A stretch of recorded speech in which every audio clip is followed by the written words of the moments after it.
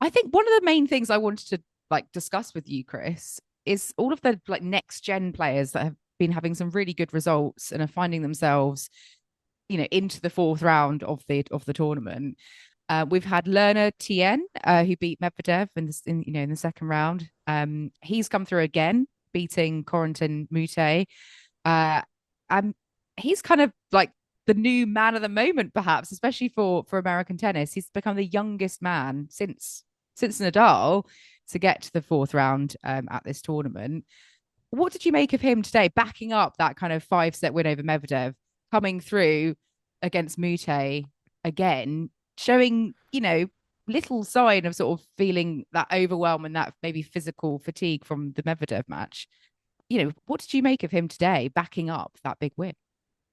We've always talked about how hard it is to back up a big win. It's never easy, especially when you have the focus on you now. And probably he was the favourite in that match against Mute. Mute's obviously someone Yeah. we're all familiar with for his antics on court, not necessarily the tennis that he's playing. He's had some deep runs at some Grand Slams before, but again, he's never been picked as being the next big thing. So I think taking that pressure for Tien and then really doing something with it.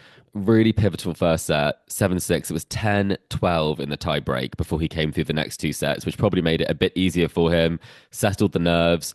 But I mean, it's fantastic to hear that this next gen and the likes of Tien are emulating one of your ultimate tennis player, Yeah. Rafael Nadal, who did it all the way back in 2005. So Nadal may not be here.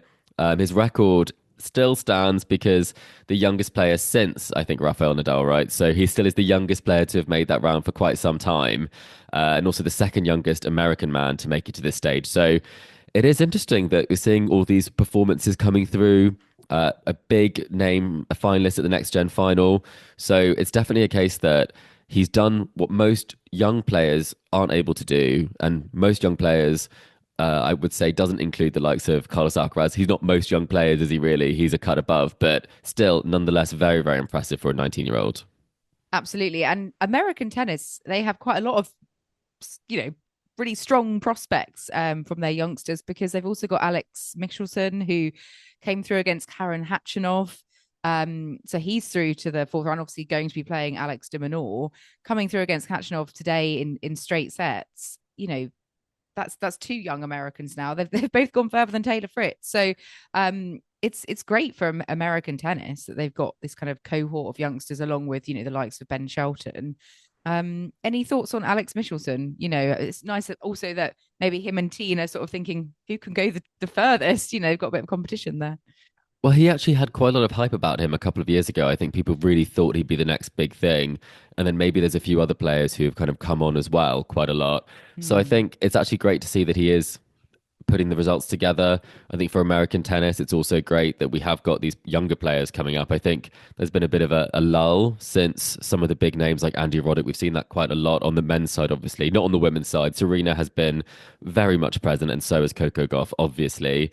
So I think that what's nice about this is that even if there's a rivalry between these two players, it reminds me of when you have those American players from previous years and decades ago in the Open era when you have those sort of rivalries between the Americans. I think that's really great for tennis. I think it's great for sport. And I think it's great for the viewing numbers. So fantastic to see this. And he's the youngest man from the States um, since Andy Rod. He's the second youngest, obviously, since Andy Roddick. I wonder who the youngest is. But I would say what's nice about this is that they're getting it done and getting it done, winning matches as opposed to losing them. They're really playing great tennis and front foot tennis and no sets dropped. Unbelievable.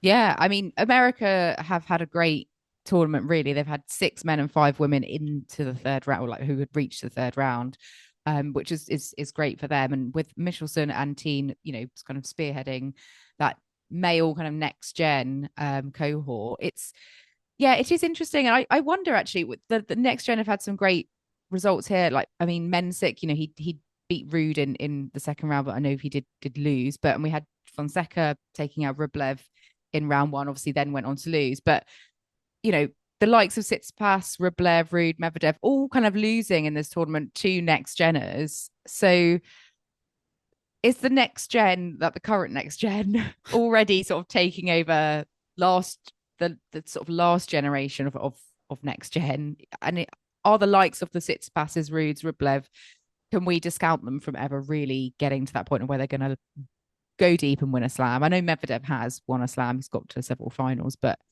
is it game over for Tsitsipas? Is what I'm saying. Really, is it too late now? The likes of the next gen are coming up and Mm. stealing their thunder. That's a big question. I think they are kind of the not quite generation, aren't they? A lot of those Mm. players like Tsitsipas, Rublev, Ruud, obviously all getting very close to winning slams.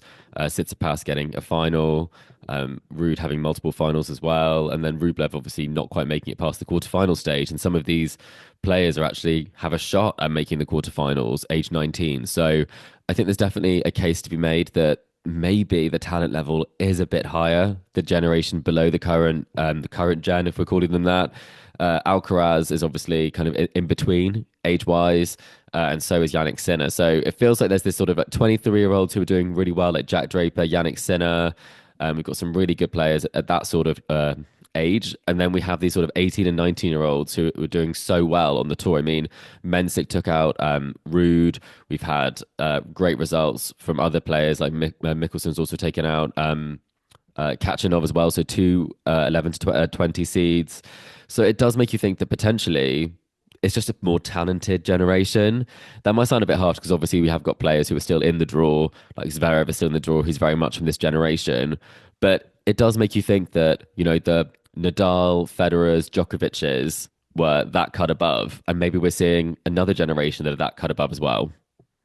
Yeah, I think so. I think it's I guess you get these kind of generational shifts, and we know it's early days. We don't know how these players' careers are going to fare, and I wonder actually if having the next gen finals a bit later has like helped some of them come in at the start of their AO a bit more like tuned in. I don't know, that could be just me thinking that, but yeah, it will. I'm definitely going to be keeping an eye on these players over the course of the next weeks and months to see if they can keep up some of the impressive wins that they've had um, so far this year already.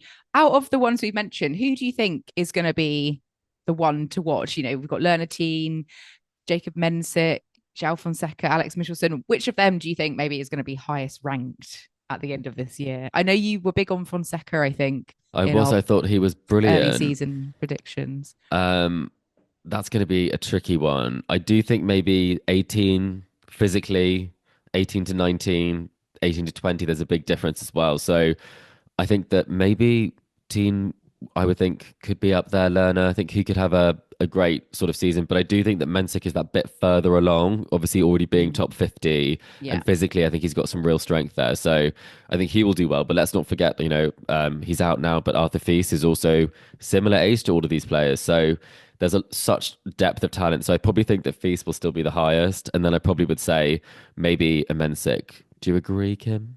Yeah, I had Mensik as I maybe controversially put him as my breakout player of the year, but you argued that he already had that last year. Yes, sorry, Kim. So I'm going to stick with Mensik, but I think I had Fils in my final 8 of the year. So Fils and then Mensik as well, Okay. I think. We'll So see. you We saw will this see. coming. Let's see what happens.